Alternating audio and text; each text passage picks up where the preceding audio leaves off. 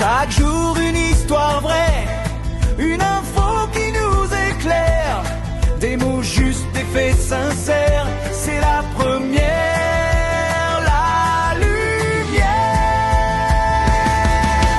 La première TV, authentique, pure et claire, présentée par Saint-Tige Senga, la voix qui nous éclaire. Clash. Ensemble, on découvre le monde tel qu'il est. Sans masque, sans détour, Toujours vrai, toujours vrai.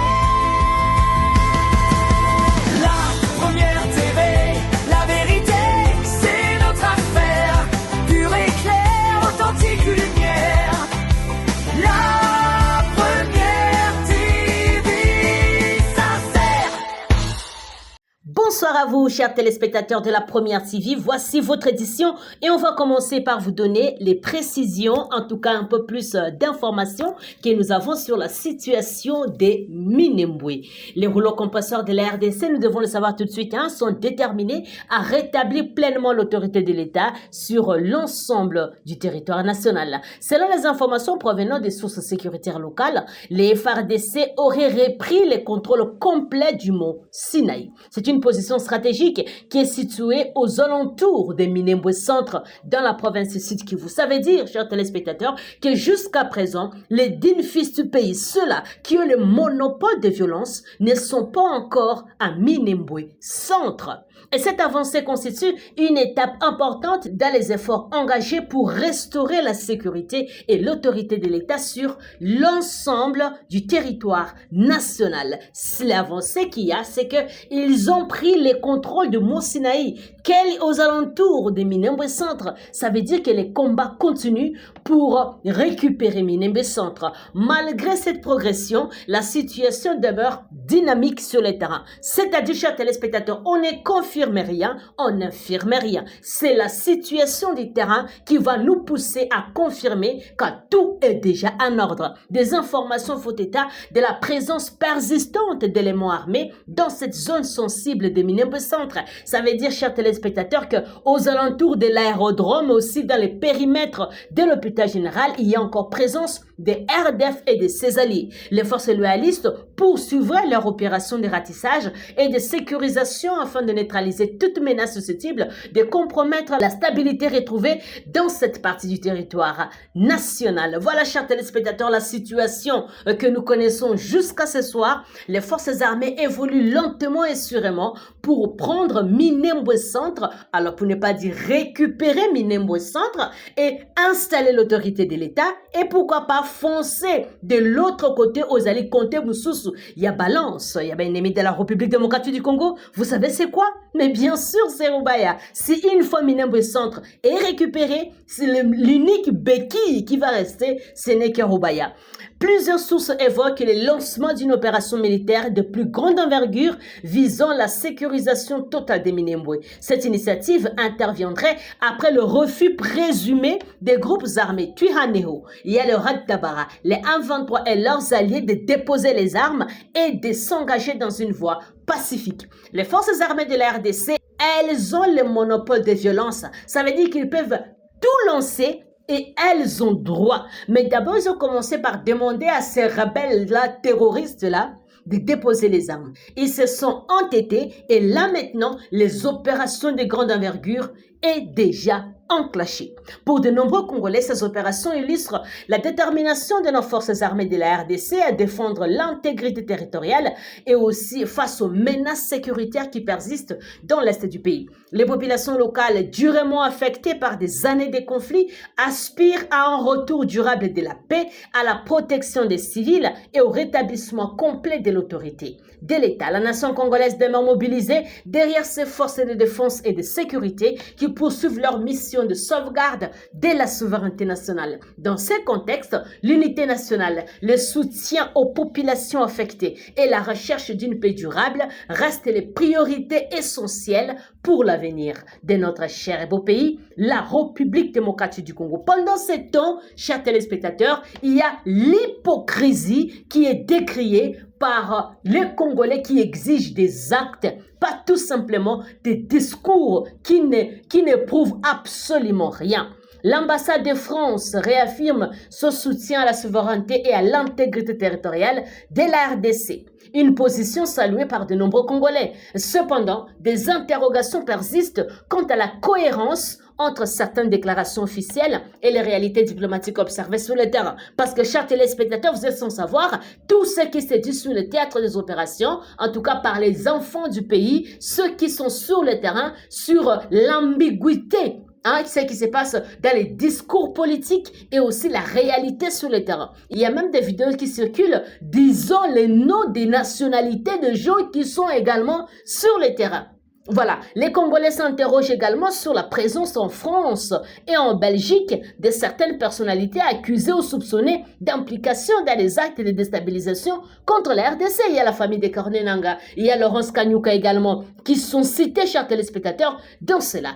Les Africains réclament désormais des relations internationales fondées sur des respects mutuels, l'égalité entre les États et la prise en compte des préoccupations du peuple africain. N'oublions pas que la roue tourne. Aujourd'hui, vous pensez que vous avez la suprématie, vous avez la supériorité sur les autres États, mais ça, ce n'est que l'illusion, parce que la roue tourne. À un moment donné, vous aurez besoin de l'aide de la République démocratique du Congo. Et pensez-vous qu'à ce moment-là, la RDC va obtempérer à ce que vous demandez? N'oublions pas, je répète encore une fois, que la roue tourne. Aujourd'hui, les Congolais observent attentivement les actions de leurs partenaires internationaux et souhaitent que les engagements exprimés publiquement soient accompagnés des mesures concrètes, parce que les paroles s'envolent, mais les écrits ou bien les actes restent. Le message est simple. Les partenaires de la République démocratique du Congo seront jugés autant sur les actes que sur leur déclaration. Voilà, chers téléspectateurs de la Première TV, vous avez tous suivi les déclarations de nos soi-disant opposants après tout ce qui s'est passé, que ce soit Ville-Morte, que ce soit également les sit-ins. Vous avez suivi des déclarations qui fait froid au dos. Un Congolais qui peut faire des déclarations pareilles, vous comprenez directement que ce sont les mêmes personnes, mais habillées différemment. Parce que comment est-ce possible que cette Kikuni puisse dédouaner la rébellion du M23 AFC avec tout ce qui est dans l'actif de ces gens-là? Est-ce possible? Comment un Congolais de très bonne qualité, comment un Congolais qui aspire également être dans les sphères de direction peut penser à ce genre de choses? L'AFC M23, c'est lui qui déclare, il déclare que l'AFC M23 n'est pas un mouvement terroriste, c'est un mouvement. Parce qu'un mouvement terroriste n'occupe pas de territoire, ne combat pas l'armée régulière pendant des années et ne négocie pas avec le gouvernement. C'est pour dire que Bango Bazaba, opposant armé. Ça, c'est la déclaration, chers téléspectateurs, de cette Kekuni que nous ne devons jamais oublier.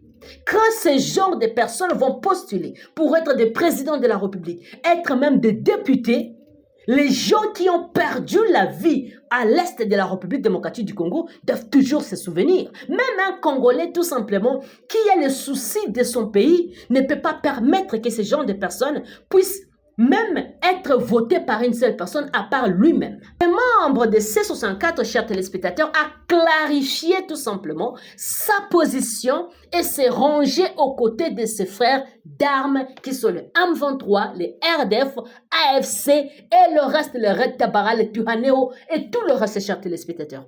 Et nous devons rappeler que les mots peuvent être dangereux lorsqu'ils ne sont pas maîtrisés. Parler, c'est bien. Faire des déclarations, c'est bien. Mais n'oublions pas que nous sommes à l'heure de la technologie. Rien ne se perd. Chers téléspectateurs, cela prouve à suffisance que quand les patriotes sont en train de mêler, que ce soit coalition C64, que ce soit les restes, les Red Tabara, les Tuhaneo et tout le reste, que c'est une même personne ou bien dirigée par une même personne, ils n'ont pas totalement tort.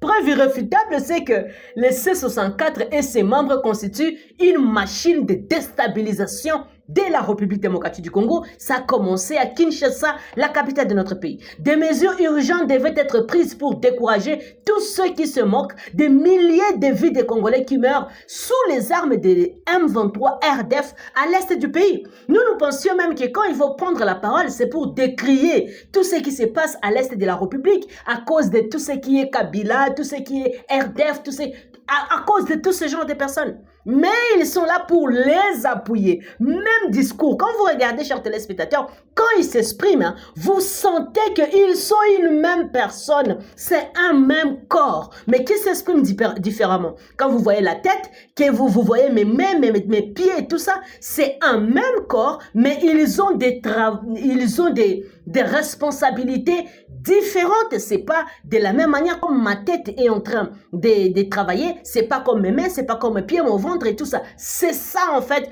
Comment on peut expliquer les C64, qu'on peut expliquer les Red Tabara, les M23, les RDF et tout cela, chers téléspectateurs, dès la première TV. On ne doit pas fermer les yeux que pour fermer parce que le monde va crier quand on touche cette Kikuni. Voilà. Chers téléspectateurs, posons-nous d'abord la question. C'est de quelle opposition armée parle-t-on? Selon les Nations Unies, au moins 700 personnes ont été tuées lors des combats autour de Goma. C'était fin janvier 2025. Quelques jours plus tard, à l'ONU évoquait déjà près de 3000 morts.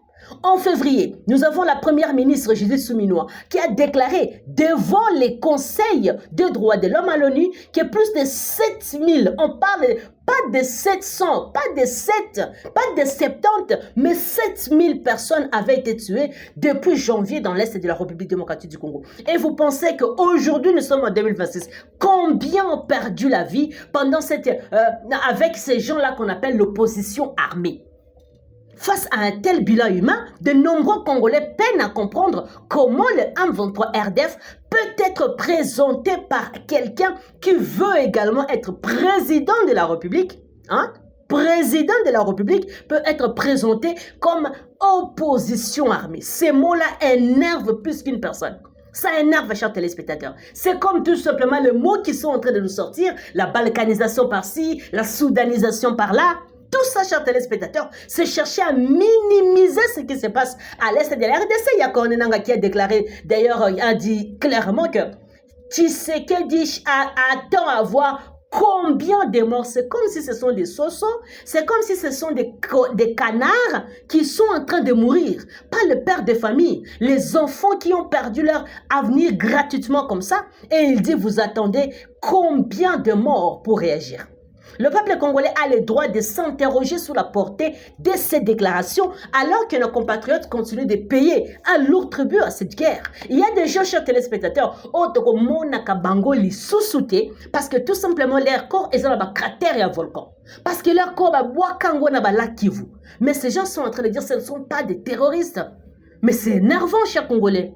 Si certains responsables politiques considèrent le M23 comme un acteur politique légitime, plutôt qu'un groupe rebelle rwandais impliqué dans les conflits et a causé des milliers de morts, leurs déclarations méritent d'être examinées et appliquées de poursuites judiciaires contre ces gens. Ils ne sont pas hors la loi, ils ne sont pas au-dessus de la loi.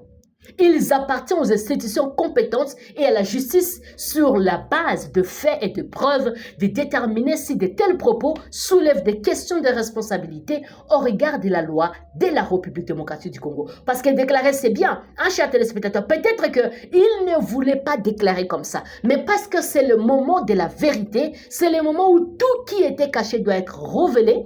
Ces ennemis de la République démocratique du Congo, chers téléspectateurs, sont obligés tout simplement obligés de se révéler parce que leur tête les oblige également à montrer leur visage. On ne doit pas fermer les yeux parce que tout simplement peut-être on a peur de rien. Le président de la République démocratique du Congo a le plein droit de remettre l'autorité de l'État. Parce que ce qu'ils sont en train de dire, chers téléspectateurs, c'était seulement autour de la Constitution, n'est pas changé parce qu'ils trouvent leurs intérêts à l'intérieur. Chers téléspectateurs, écoutons ce que le Cartésien a déclaré. Toujours sur la Constitution. Il a dit ceci. Congrès, une alternative au référendum. Les débats en RDC opposent deux camps. Ceux qui plaident pour la révision de la Constitution et ceux qui réclament son changement. Pourtant, cette opposition est moins fondamentale qu'elle n'y paraît. Écoutons très bien, chers téléspectateurs. Les partisans d'une nouvelle constitution soutiennent qu'un référendum serait nécessaire pour soumettre les textes à la sanction populaire. Mais une difficulté demeure. Une partie du territoire national reste occupée par des forces étrangères, ce qui pose la question de la participation effective de tous les citoyens à une telle consultation. Faut-il pour autant suspendre toute réforme institutionnelle jusqu'au rétablissement complet de l'autorité de l'État? Ou bien tout simplement reporter indéfiniment toute réforme qui n'est pas sans risque, bien sûr. Plus l'échéance de 2028 approchera, plus les débats relatifs à la légitimité de nos institutions feront surface. Or, l'article 218 prévoit 2 voies de révision. Écoutons cette place. Chers téléspectateurs, le référendum ou le Parlement réuni en congrès. Les constituants de 2006 n'ont donc jamais fait du référendum l'unique mécanisme de modification du texte fondamental. Dans les contextes actuels, la voie du congrès apparaît ainsi comme une option avantageuse. L'expérience américaine éclaire utilement ces débats. Aux États-Unis, les réformes constitutionnelles sont réalisées par voie d'amendement. Pourtant, plusieurs de ces amendements ont profondément transformé l'État et la société. Il y a l'abolition de l'esclavage en 1865, il y a reconnaissance du droit de vote des femmes en 1920 ou limitation à 2 du nombre de mandats présidentiels en 1951. Et ces changements majeurs démontrent qu'un amendement peut produire les effets comparables à ceux d'une nouvelle constitution. Voilà, chers téléspectateurs, ce que les cartésiens est en train de nous dire. D'ailleurs, même lorsqu'un texte est présenté comme une institution nouvelle, il conserve souvent 89 voire 90% des dispositions antérieures. Dans bien des cas, ce sont quelques articles fondamentaux qui modifient véritablement l'équilibre des institutions. Parce qu'il y a des gens, surtout les gens qui sont à l'étranger, ils avaient dit que si seulement on fait des référendums sans les Nord Kivu et les Sud Kivu, ça veut dire qu'indirectement, ils sont en train de balkaniser la République démocratique du Congo. Voilà autre chose que les cartésiens est en train de nous révéler en tant que population. Parce qu'il y a la majorité des personnes n'aiment pas lire. La Constitution, quand on voit seulement autant de papier, il n'y a pas de dessin à l'intérieur, en tout cas pour la majorité des Congolais. Ça fait mal à la tête pour lire cela. Alors, quelqu'un qui s'est donné du temps pour lire nous a expliqué que c'est pas seulement par le référendum qu'on peut changer, modifier tout ce que vous voulez la Constitution. Il y a autre moyen où ils peuvent également être en congrès et faire des amendements. D'ailleurs, il ne faut pas seulement, si vous voyez les coûts, si vous voyez beaucoup de choses que le référendum peut apporter, si on utilisait la voie du congrès, ça veut dire, chers téléspectateurs, qu'on peut toujours arriver au même résultat, mais sans toutefois qu'on touche ou tout simplement qu'on ait donné la parole à ces gens-là en disant que c'est la balkanisation indirecte. Voilà, chers téléspectateurs de la Première TV, nous allons encore revenir sur cette question parce que ça fait couler beaucoup d'encre et de salive, mais les ennemis de la République démocratique du Congo qui sont en train de minimiser la mort de nos compatriotes ne méritent pas la place de direction en République démocratique du Congo. Et qu'est-ce qui se passe dans la province de l'Ituri? Le lieutenant général Johnny Luboya Nkashama a passé le flambeau au nouveau gouverneur militaire Gabi Kasongo Mulumba ce lundi 15 juin. La province de l'Ituri a vibré avec une transition administrative marquante avec la cérémonie de remise et reprise entre le gouverneur militaire sortant et le lieutenant général Luboya Nkashama Johnny et aussi son successeur, le général-major Kasongo Batoka Mulumba Gabi. Le nouveau gouverneur de l'Ituri a affirmé sa volonté de poursuivre les efforts de pacification et renforcer l'autorité de l'État. Il a également appelé la population à l'unité et à la collaboration pour surmonter les défis persistants. En tout cas, chers téléspectateurs, c'est la première fois en Ituri de voir que la population est en train de regretter, à part bien sûr mais à part eux, il y a la majorité de la population au bazo regretté départ. Il y a Luboya Nkashama Johnny à la tête de la province de l'Ituri. C'est ce genre de comportement que nos dirigeants d'ailleurs devraient adopter. Quand tu quittes, la population va regretter yo. C'est rare en RDC. C'est rare d'ailleurs la majorité des gens, population n'y a pas de respirer. Ça, c'est ça, chers téléspectateurs, la majorité de nos dirigeants. Et chers téléspectateurs, tant à zongi soit, yonde kende na yo posé qu'à la pouvoir. Vous écoutez un peu ce genre de discours. Les gens disent, yo, vous avez qu'un pouvoir. Ce genre de comportement, chers téléspectateurs de Luboya Nkasha Madjoni, c'est vraiment à adopter. Parce que ça fait du bien, ça fait ça la fierté. Il y a quelqu'un qui a fait ce qu'il fallait, il a apporté sa pierre. Et maintenant qu'il parle, la population regrette profondément. Excellence, au moment où vous me transmettez officiellement les charges de la province de l'Ituri, je tiens à vous exprimer ma profonde gratitude pour le travail accompli durant votre mandat à la tête de cette entité. Dans un contexte souvent exigeant, complexe, marqué non seulement par l'insécurité, mais aussi par la maladie à virus Ebola, vous avez assumé avec dévouement et le sens élevé de l'État les responsabilités qui vous ont été confiées. Je voudrais également saluer votre disponibilité. Autre chose, chers téléspectateurs, on va finir par ici. Depuis plus de 50 ans, les Congolais n'ont plus vu les léopards disputer une Coupe du Monde. Des Sangué à Goma, en passant par Bibokoboko, Bunagana, jusqu'au camp de réfugiés congolais au Burundi, des milliers de supporters seront à nouveau réunis demain soir devant leurs écrans pour suivre la rencontre entre la République démocratique du Congo et le Portugal. Hein, chers téléspectateurs, l'obitosa Farafara Cristiano Ronaldo. Demain, chers téléspectateurs, le Portugais vont comprendre pourquoi le Nord et le Sud Kivu se retrouvent à l'Est de la République démocratique du Congo. Pourquoi ce qu'on appelle Congo central se retrouve plutôt à l'ouest de la République démocratique du Congo. Ces gens vont comprendre, chers téléspectateurs, qui sont les Congolais demain. Alors, courage à nos léopards avec tout ce que vous êtes en train de faire comme fierté de la République, parce que déjà, nous avons déjà vécu.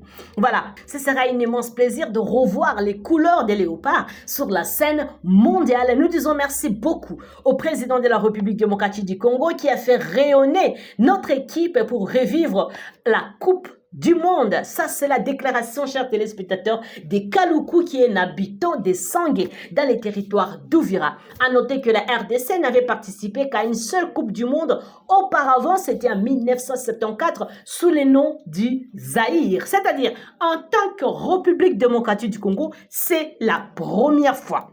Ces retours marquent donc le retour du pays au mondial après 52 ans d'absence. Voilà, chers téléspectateurs, ce n'est pas seulement ça que la RDC a comme événement dans ses mandats à président Félix Antoine Tshisekedi Tshilombo. La RDC participe dans des choses, participe dans des grandes rencontres. Il y a ONU, RDC, sur la paix, les gens l'écoutent.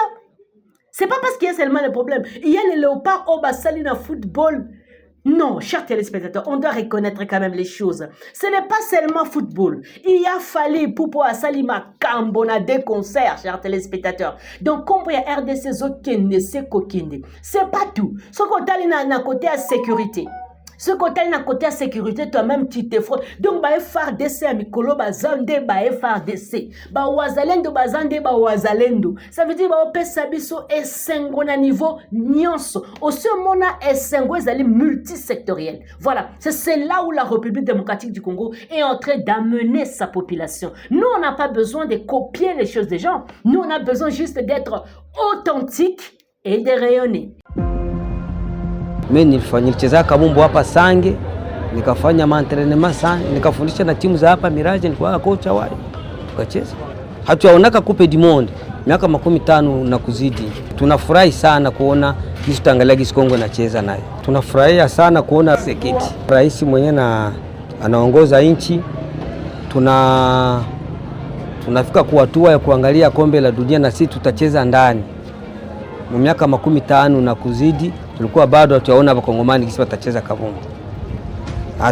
Hata generation ya Bakongomani ba garso balikuwa wanaregrete sana. Hivi tutabangalia gisi batacheza na ba garso ba mingi batafurahi. Voilà, chers téléspectateurs de la Première TV. On se retrouve dans notre édition pour d'autres séries d'actualité. À la présentation, c'est Santi chez Senga. Portez-vous bien.